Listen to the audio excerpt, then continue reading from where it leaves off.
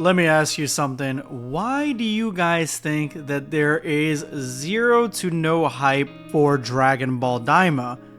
This is something that not only am I just talking about, but it actually was brought up by Totally Not Mark, who created a video explaining his ideas, his process as to why he believes Dragon Ball Daima just doesn't have the same pull that everything else surrounding Dragon Ball has. Well, in today's video, we are going to be talking about exactly what the shortfalls are of Dragon Ball Daima and how it could be massively improved. And any conversation that we have about Dragon Ball Daima, it cannot be talked about without talking about the last episode of Daima, where we got the sickest Kamehameha blast in existence, only in the same scope of epicness compared to Super Saiyan Blue Gogeta's Kamehameha wave in DBS Broly. I mean, come on guys, this Kamehameha was something else. Now, if you've not seen Dragon Ball Daima, I highly urge you to get up to this episode because this episode was absolutely sick. And it answered one crucial question, and that is why Gohan couldn't defeat Deborah. This is a question that is at the heart and soul of that episode of Dragon Ball Daima, and that's something that we're also going to be talking about today. So let me know in the comments section below why you think that Gohan could not defeat Deborah, and on top of that, let me know what your thoughts are on Dragon Ball Daima going forward. But with that said, let's jump into the video. Also, I'm going to be streaming a lot, so yeah, make sure you keep an eye out for that because I will be streaming regularly throughout the week. So if you see us live, come by and say hi.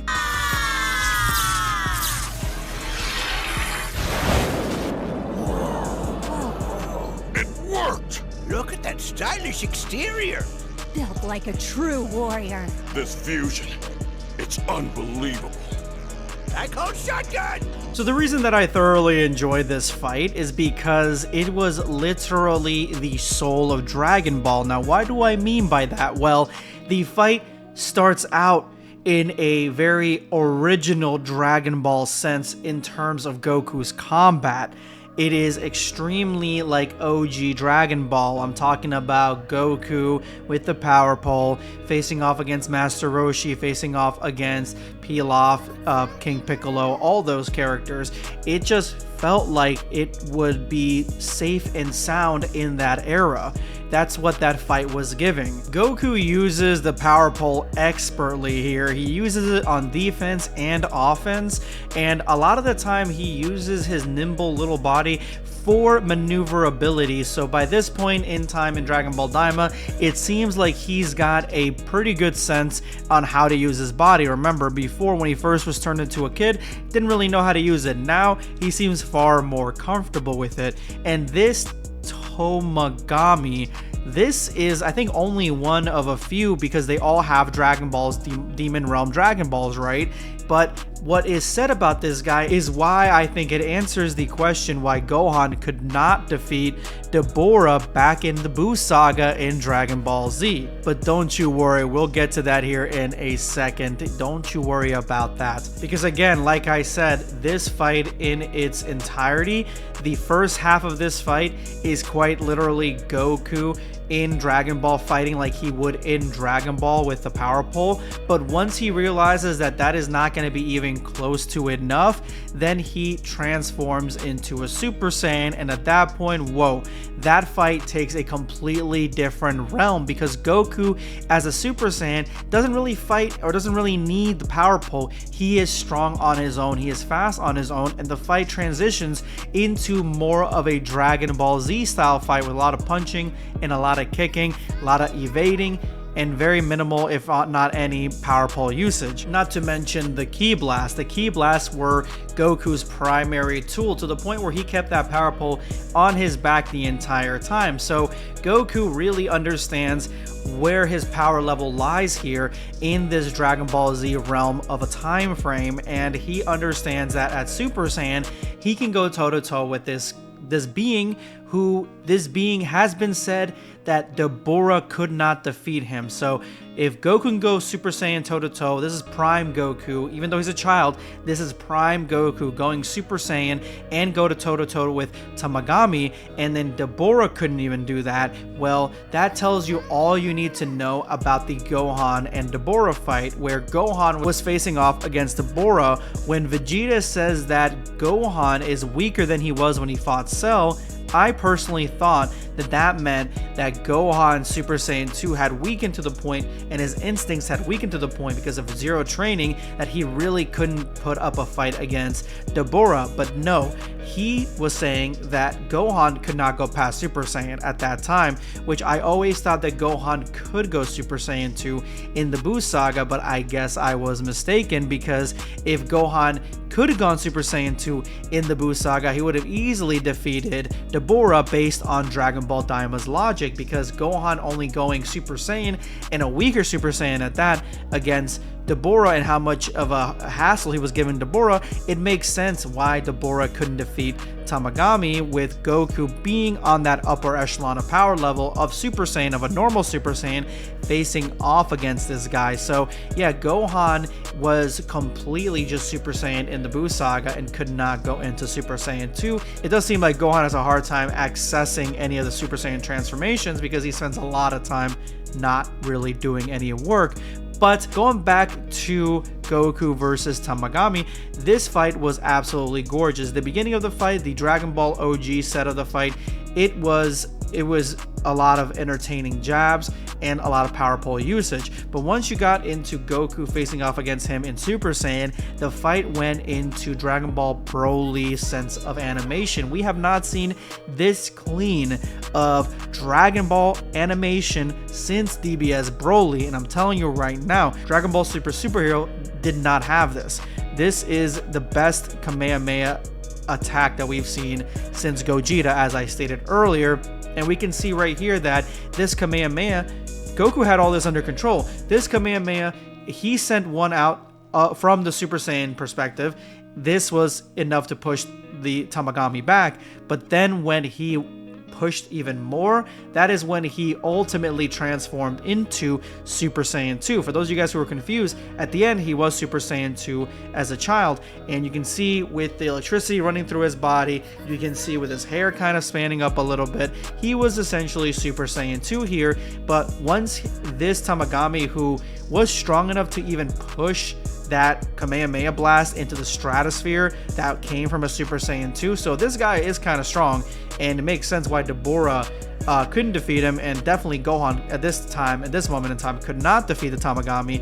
Once that happened, Goku, who is an expert fighter, he used this tactic, he used this moment to attack the Tamagami with his blind spot, and that knocked him out, or that punched him in the stomach. So this honestly was a great episode. It should be trending. It should have gotten Dragon Ball trending, and that is the issue here. The fact that it did not get Dragon Ball trending is a major problem. Dragon Ball Daima animation wise is up there with Jujutsu Kaisen, My Hero Academia, and even Demon Slayer when it comes to animation. And all those anime have had moments where the animation was cracked, and that animation made it so that show was trending for at least a few days. But for some reason, Dragon Ball Daima did not trend.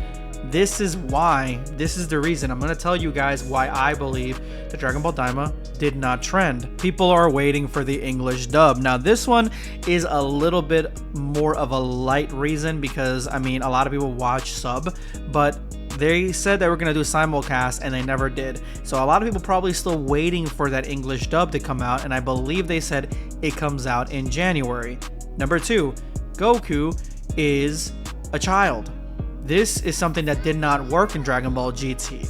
And the reason that did not work was because nobody wants to watch Goku be a child once again. He was already a child, he already had the adventure, and the new age of Dragon Ball fans, they won't mind watching an adventure anime with him fighting different villains, but turning him to a child again seems like it's a little forced. And that is the problem with this narrative. That is the reason that the Grand Tour had the lowest ratings of Dragon Ball GT, and it only went up after Super Saiyan 4 was included. And number 3, this is a prequel. This is a prequel in the most prequel sense, because there really isn't any questions that are being answered here that couldn't have been answered in just with the show running from Superhero, like from the future. Like, there's nothing here. There's a lot of cool lore with the demons and the Kais and all that stuff. Like, trust me, I breathe that stuff. The issue here is that all that stuff could have been told to us in a future arc, something after Superhero.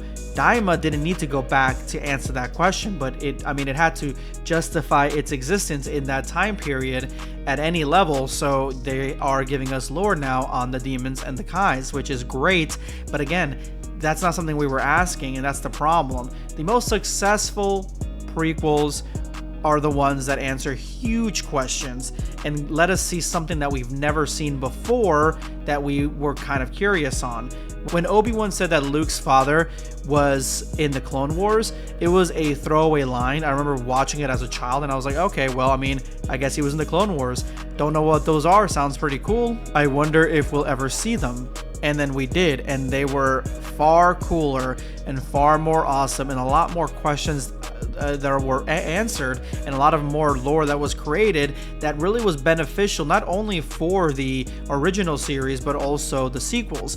And honestly, Daima doesn't do that. Daima, we already know what comes next, and honestly, Daima's limited in what it can do. It can't give Goku a new transformation because we get Super Saiyan God after this, and we can't be talking about angels and the gods of destruction or anything like that because Goku didn't know about that stuff until Dragon Ball Super.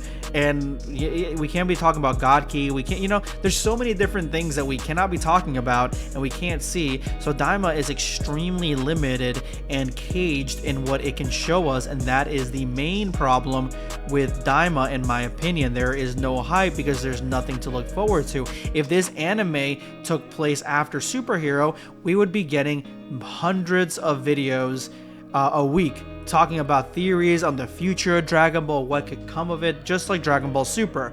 But because that's not the case, well, now you see what the problem is. Like, now there is absolutely no hype. So how do we fix this? Well, we fix this the old Dragon Ball GT way, and that is giving us a new form for Goku. Now, I already just said that we can't really get a new transformation because Super Saiyan God comes next, but they already hinted at the fusion, and a lot of people were saying that he's going to fuse with the Supreme Kai to have a sort of Zamasu-esque fusion. And the reasoning for that is because the whole story seems to be surrounded by the Kais, and the Supreme Kai is a huge character in this. So that could be a huge possibility, and I think that would bring back a lot of people, especially if he was an adult, not a child, an adult, similar to how Goku, when he transforms into Super Saiyan 4, he goes from a kid to an adult. That would bring a lot of people back, because that'd be a really cool piece of lore that, like, will we ever go back there again? Will we ever go back to the demon world? Will he ever be able to transform like this again? Or will he ever be able to fuse with the Kai again? That would be a fusion that would be extremely powerful. Now, it wouldn't be as powerful as Goku Black and Zamasu because Goku Black has access to God Ki and Goku does not. But still, Goku would be fused with a being that has some of that divine Ki because the Supreme Kai does have that. What kind of power would come from that? So that's how you fix it. You need to have a huge transformation or a whole new type of character fused, created, whatever, to bring the hype back to Dragon Ball Daima. And honestly, Dragon Ball going forward does not need any more prequels unless we get something like of Android 17 and 18 before they were turned into androids. That would be pretty cool to watch. But let me know what you guys think in the comment section below.